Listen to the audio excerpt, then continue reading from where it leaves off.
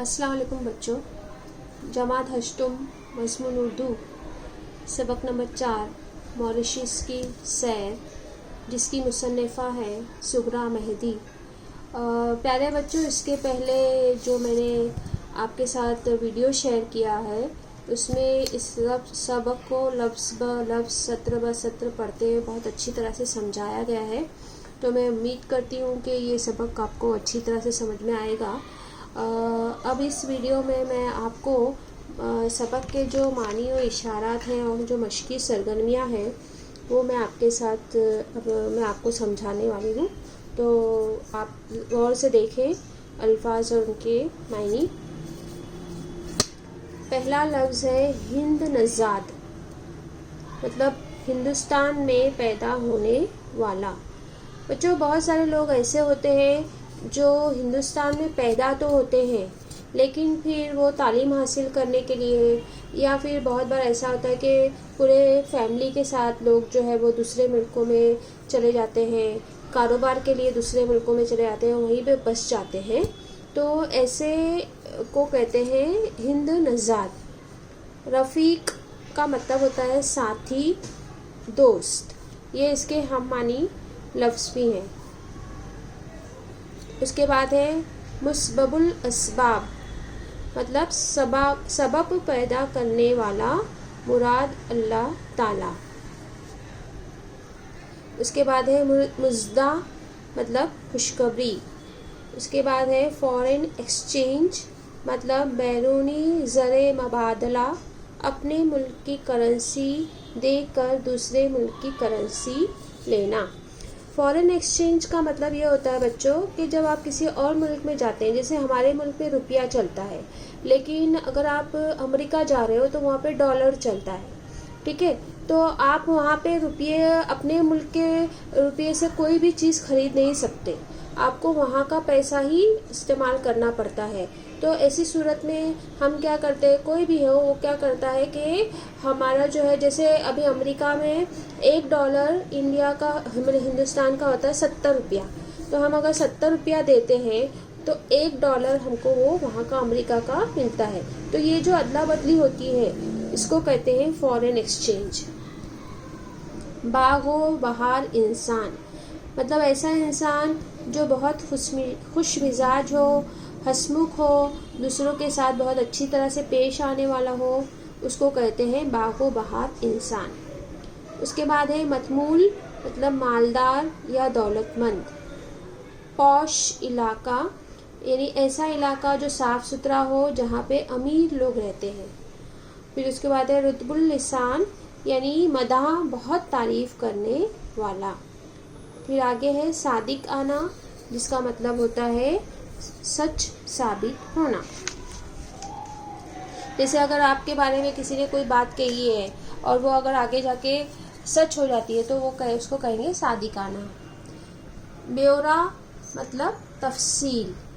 जब हम, जैसे हमारे स्कूल में अगर कोई प्रोग्राम होता है और उसके बाद आप अगर उसके बारे में पूरी तफसील बताते हो किसी को कि हमारे स्कूल में पहले ये हुआ, सुबह में हमने नात पढ़ी, हम पढ़ी, फिर उसके बाद ऐसा हुआ, ये प्रोग्राम ये हुआ, ये प्रोग्राम हुआ। इस तरह से जब आप तफसील बताते हो किसी को, मतलब आप किसी को अपने स्कूल के होने वाले प्रोग्राम का ब्यौरा दे रहे हो।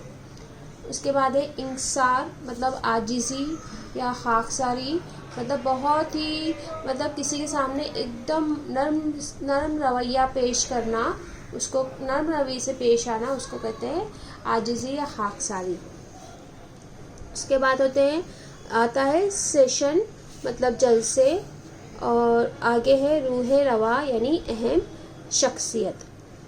ठीक है, अब हम देखते हैं मश्की सरगर्मियाँ। तो मश्की सरगर्मियाँ में आपको जान पहचान की मदद से इस शजरी खाका मुकम्मल करना है। तो इस जो मुसन्निफ़ा है सुगरा मेहदी, उनके ताल्लुक़ से उनका असल नाम है सैयदा इमामत फ़ातिमा। उनकी तारीख़ पैदाइश है 18 अगस्त सन 1937। उनके मामू का नाम है डॉक्टर आबिद हुसैन।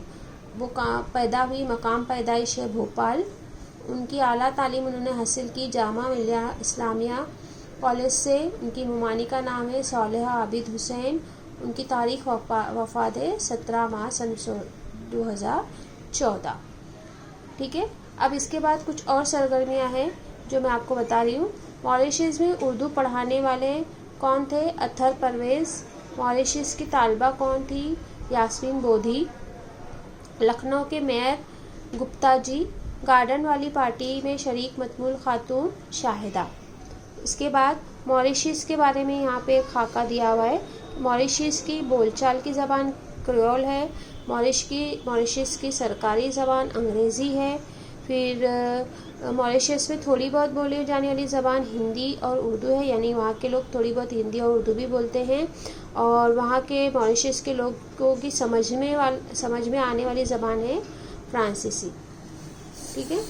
پھر ایک اور خاکہ یہاں پہ ہے ماریشس میں واقع اردو مرکز، یعنی اس ملک میں کون کون سے مرکز ہیں، کون سے مرکز ہیں اردو کے. تو اردو کا جو مرکز ہے اس کا نام ہے اردو انسٹیٹیوٹ. اس مرکز کے سرپرست ہیں جناب احمد صاحب، اور اس کے روح رواں ہیں، مطلب بہت اہم جو مرکز کی اہم شخصیت ہے عنایت حسین ایدن. اس کے بعد بچوں ہم دیکھتے ہیں ایک جملے کے جوابات. ماریشس میں کون کون سی زبانیں پڑھی اور پڑھائی جاتی ہیں؟